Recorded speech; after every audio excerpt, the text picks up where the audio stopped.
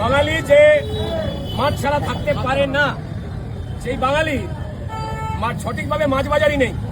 এই যে তৃণমূল মিছিমিছি কথা বলে বেড়াচ্ছে, লোক হাসাচ্ছে, একে তো চুরি করে মানুষের মাছ কেনার ক্ষমতায় কেড়ে নিচ্ছে। কুকুরগুলো বুঝিয়ে দিচ্ছে মাছ হবে কোথেকে, এটাও বোঝা মুশকিল। দুর্ভাগ্যজনকভাবে আমাদের এই কোনা বাজারে যারা বাঙালি রয়েছেন, যারা মাছ খেতে চান, সেই মাছ যে মানুষ সঠিকভাবে কেটে বিক্রি করবে, তো সেই মাছ কাটবে কি করে যদি মাছের সঠিক বাজার না থাকে? জায়গা নেই। অপরিকল্পিতভাবে বাজার, দোকান, রাস্তাঘাট তারা তৈরি করেছে। তোলাবাজি করবার সময় তাদের সব সিস্টেম অন। চুরি করবো কি করে সেই ব্যাপারে তৃণমূল খুব সুচিন্তিত এবং শৃঙ্খলাবদ্ধ।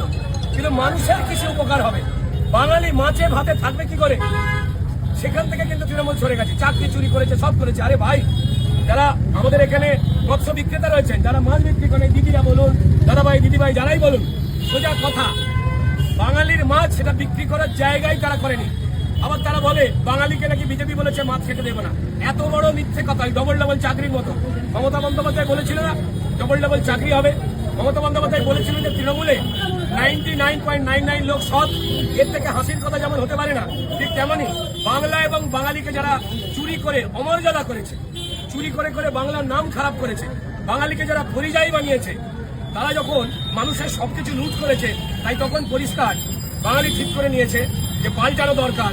তাই বিজেপি সরকার মাছ খাওয়া দরকার।